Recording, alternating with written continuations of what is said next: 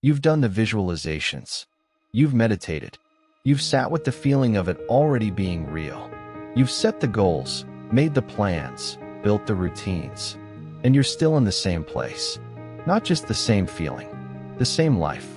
And the question nobody is answering for you is why. Here's why. Every technique you've ever tried works at the level of thought or behavior. You visualize something new while still being the same person.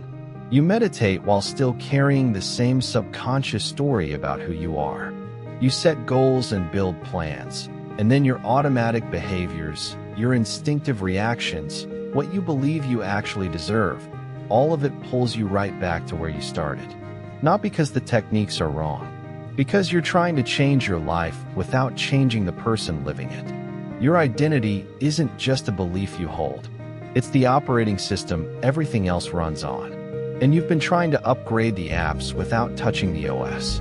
Your identity shapes everything downstream. It shapes your actions, not just the ones you plan, but the ones you take automatically before you've even thought about them. It shapes your feelings, the baseline emotional state you return to even after a good day. It shapes how other people perceive you and respond to you, because people read your energy before they process your words.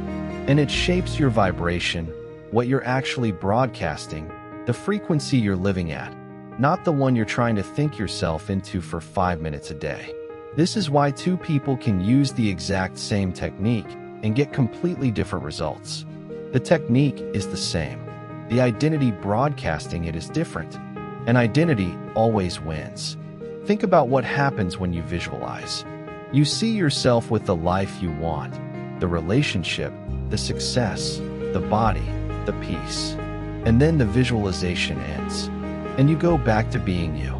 The same person with the same deeply held beliefs about what's possible for you, what you deserve, what usually happens to people like you.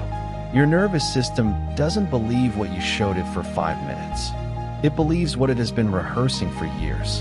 Neville Goddard understood this. He didn't just say visualize it. He said assume it, inhabit it. Become the person for whom that reality is already true. Not for 5 minutes in meditation. As a way of being. That is a completely different instruction. And most people never make that leap. So here's the question that actually matters. Not what do you want? Not what technique should you try next? But who do you have to become for that life to feel natural? Because the version of you that has what you want isn't trying to get it. They already are it. That gap between who you are now and who you need to be a euro, that is the only work that actually moves anything. Identity doesn't change through more information. It doesn't change through better visualization scripts or stronger morning routines. It changes when you start catching yourself in the act of being your old self and choosing differently. Every time you notice the familiar story running, the old reaction, the automatic limit, and you pause and respond as the new version instead, you are literally rewiring. Not metaphorically, neurologically. New neural pathways form through repetition of new responses. Your body starts to feel familiar in a new emotional state. The baseline shifts, and then the actions you take, the choices you make, the energy you bring into every room, all of it changes automatically. Not because you forced it, because you became someone for whom those things are natural.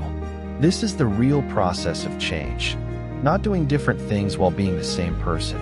Becoming a different person for whom different things are natural. The techniques aren't wrong, but they're tools. And the hand holding the tools is your identity. Change the hand, and everything changes with it. You're not stuck because you haven't tried hard enough. You're stuck because you've been trying to renovate the house without touching the foundation. The foundation is who you believe yourself to be. Start there. If this is the work you're here to do, subscribe. Every week we go deeper into what identity change actually looks like, the neuroscience behind it, the practical tools that actually move the needle, and the real reason most people stay stuck even when they're trying hard. Subscribe, and let's do the work.